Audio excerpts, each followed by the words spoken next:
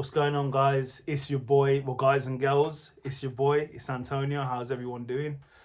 Here for another video. It's my first video. Like I said, in my basement.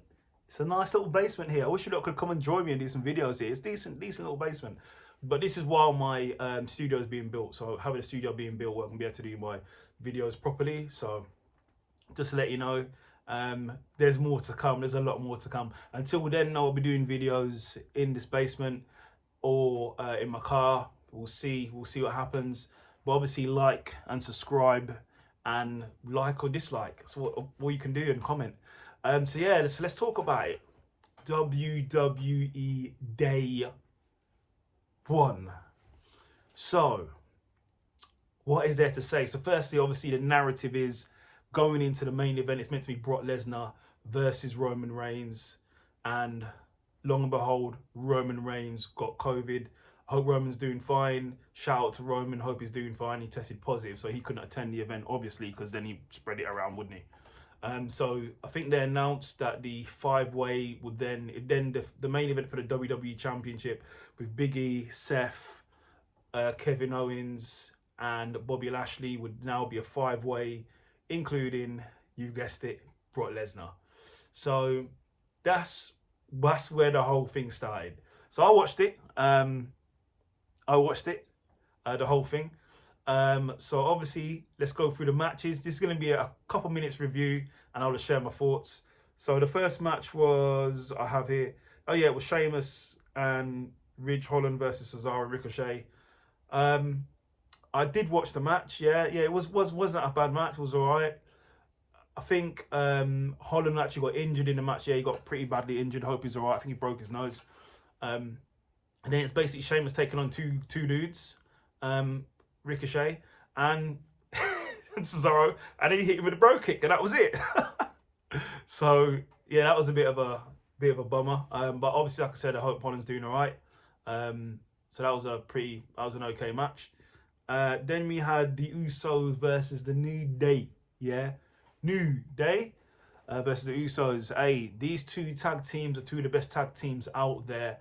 I think company wide, whether AEW or WWE, they're one of the best tag teams. They're two of the best tag teams, especially the Usos. I think the Usos have come a long way to what they're doing now. Obviously, SmackDown champions, tag team champions. So it was what to expect from the Usos.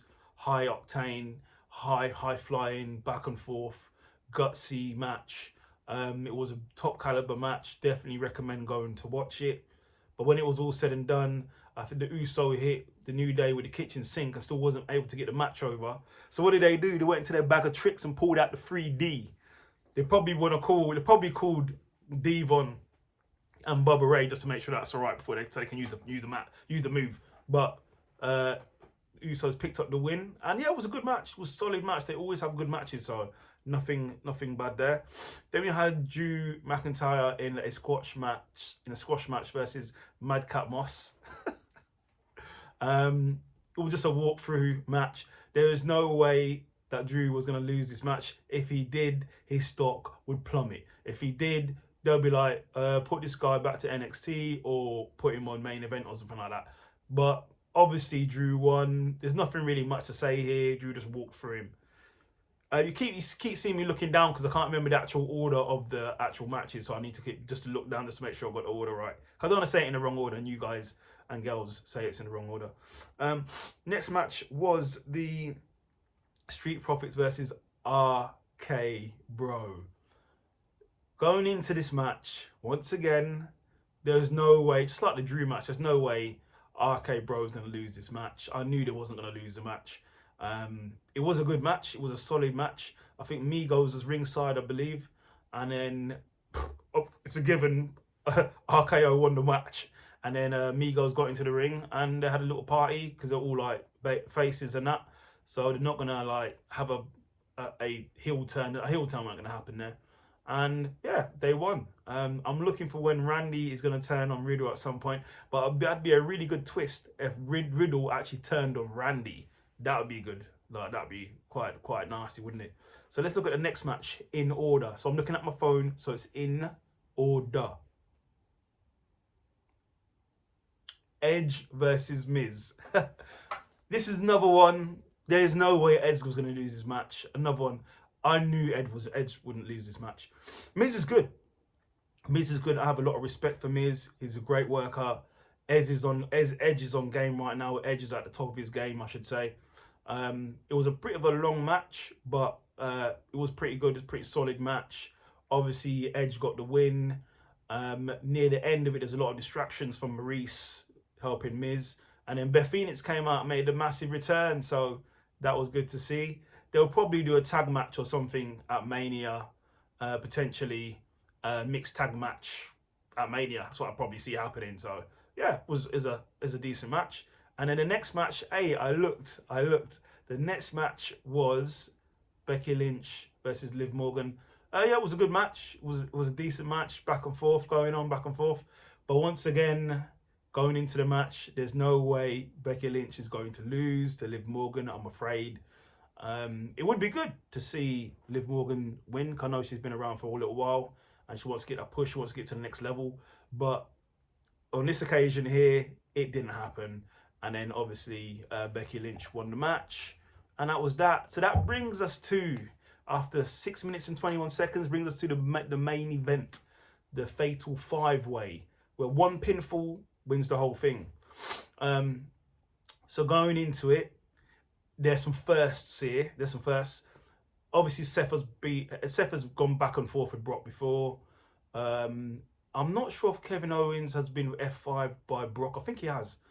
I believe Big E has been F5 by Brock as well. And there's only one man in there who has not even seen Brock, is Bobby Lashley. Now, everyone's been clamoring for that match for God knows how long. I think since we saw Bobby Lashley come to the WWE, I believe it was 2004, 5, something like that. We've been all waiting for that match to happen. This is not how I wanted to see it, and I'll be honest, I wanted to see them to do a one-on-one match for the title at WrestleMania. That's what I wanted to see. But that's not what happened here. It's a 5-way. So it was basically, as soon as the match started, Suplex City was up and running. Suplex City, they were selling tickets in Suplex City. You pay your money, you come in. Seth was in Suplex City for a ride. So was KO. Then the narrative of it was obviously they was teaming up on Brock outside as well, beat him down. And then Big E and Bobby was fighting straight away, which is a bit weird because going into the match, it was like Bobby and Big E were like faces. They're like the faces here. So it's a bit weird that the two faces were fighting each other. I thought it was a bit weird. But it seemed to be they wanted separation between Brock and Bobby Lashley. That's why they made the two faces fight each other straight away. But what made me laugh is the first move that Bobby Lashley put on Brock Lesnar was a spear through the railing, the guardrail. That was monumental. That was a nice introduction, like, hey, I'm Bobby. What are you saying, homie? Bam! Get me straight through the guardrail on his back. Okay. Then obviously, Brock Lesnar took a double DDT on the steps, and then Big E put Bobby Lashley through the table with a Uranagi, and Bobby was obviously down. And then in the ring, it turned into a bit of melee. You had a few bombs being given out. You had a few F5s being dished out. And then one of the main things happened. Bobby came in from nowhere, speared Brock Lesnar, but only got a 2 count off the spear.